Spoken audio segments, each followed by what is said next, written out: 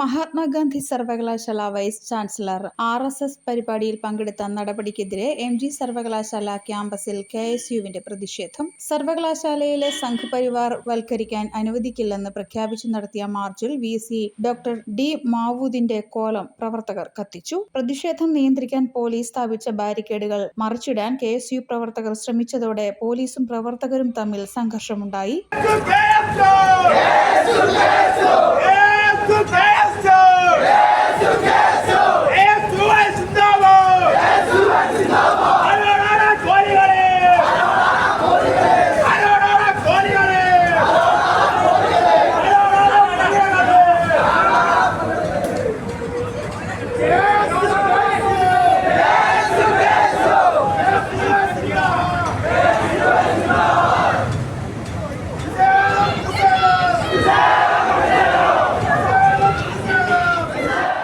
തുടർന്ന് സമരക്കാർക്ക് നേരെ പോലീസ് 2 തവണ ജലപീരങ്കി പ്രയോഗിച്ചു. ഇതിനുശേഷവും പിരിഞ്ഞു പോകാൻ തയ്യാറാകാതിരുന്ന KSU പ്രവർത്തകർ റോഡ് ഉപരോധിച്ചതോടെ പോലീസ് ഇവരെ അറസ്റ്റ് ചെയ്ത് നീക്കുകയായിരുന്നു. KSU സംസ്ഥാന പ്രസിഡന്റ് അലോഷ്യസ് സേവ്യറാണ് പ്രതിഷേധ മാർച്ച് ഉദ്ഘാടനം ചെയ്തത്.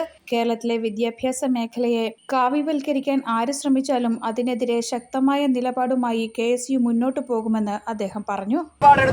കേരള വിദ്യാർത്ഥി യൂണിയൻ മുന്നോട്ട് പോകുന്നത് UDFന്റെ നിലപാടും അങ്ങനെ തന്നെയാണ്.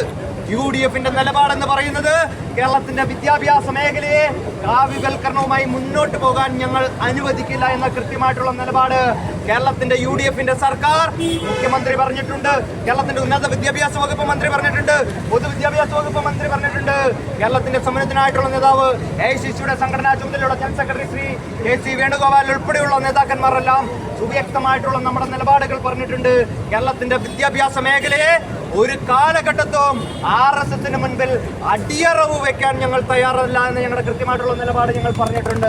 വരും ദിവസങ്ങളിലും സമരം കൂടുതൽ ശക്തമാക്കാനാണ് സംഘടനയുടെ തീരുമാനം. KSU നേതാക്കളായ an Sebastian, SIM Jose Samuel തുടങ്ങിയവരും പ്രതിഷേധത്തിന് നേതൃത്വം നൽകി. News bureau, Kottayam.